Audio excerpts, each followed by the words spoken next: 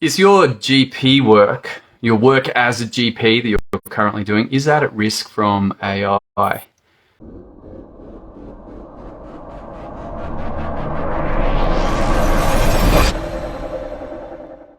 And I'm going to suggest to you that it probably is.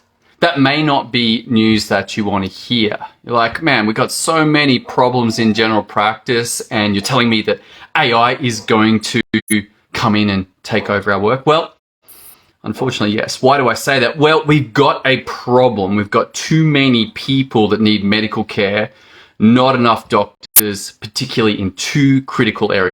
One, general practice, and its close cousin, emergency. And why do I say close cousin? Well, because when general practice is full, when general practice is unaffordable, in inverted commas, when people aren't showing up, guess where they go? They either go to emergency departments with their GP problems, or they present late to the emergency departments with problems that should have been picked up in general practice. But the difficulty right now is the governments don't know what to do. It's not like anyone's got a great solution, but I'm going to suggest that AI will fill that role. Why? Well, because it is available, distributed. That 10,000 people can be consulting with that AI at the same time. So there's not a constraint, unlike myself or you as GP, whereby you're consulting with one-on-one, or maybe it expands and we can see 5 or 10 people in an hour, but still there's a significant limitation. AI, 10,000, 20,000, 50,000, 100,000. It's no particularly big deal for it to have all of those separate consultations. If anything, it's beneficial. It's like, oh, look. What it does benefit from, though, is feedback, because it'll learn from all of those. And so we're likely to end up with AI. Why else might it be AI? Well, the other thing that we've got is that a lot of things are algorithmic. I don't know how you think in general practice, but largely I think algorithmically. I'm like, oh, wow, they're presenting with symptom 1 and symptom 2. That could be these 3 diagnoses, maybe these other 2, and I don't want to miss these other 2. Straight out of Murta, nothing particularly special there. And then asking open questions, closed questions. Guess what? AI can do all of that. Can it consult and examine the patient? No. But perhaps there's already these things that look in people's ears and talk to the internet, listen to people's hearts and lungs and talk to the internet. AI is going to be able to pick that stuff up, run them through an ECG, it'll pick that up too. And this is of significant concern. So therefore, where does it leave us?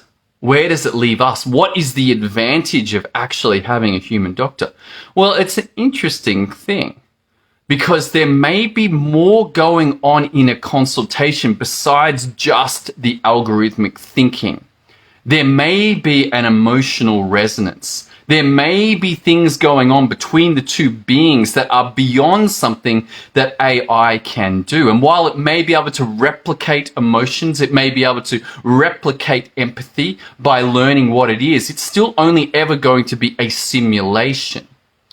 And so while AI may well take over a lot of the thinking or the algorithms, it will never be able to take away the consultation, the interaction between you and me, between our patients and ourselves. And that may actually increase the value of a doctor.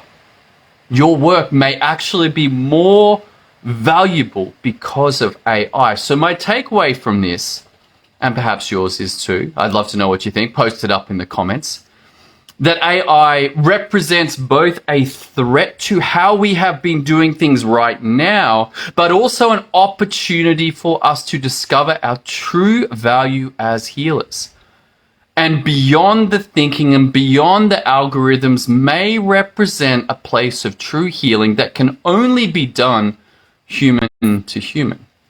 That's all I got for you. I gotta go pick up my kids and interact with them, human to human. Pretty excited. It's pouring down rain, so they've all been excluded from their afternoon sport, but I'm pretty sure they will be happy to be picked up because of the rain. All right, look forward to seeing another episode as we continue this discussion. What are your thoughts on AI? Do you think it's coming? What do you think it's going to do for general practice? Let me know, and see you next time.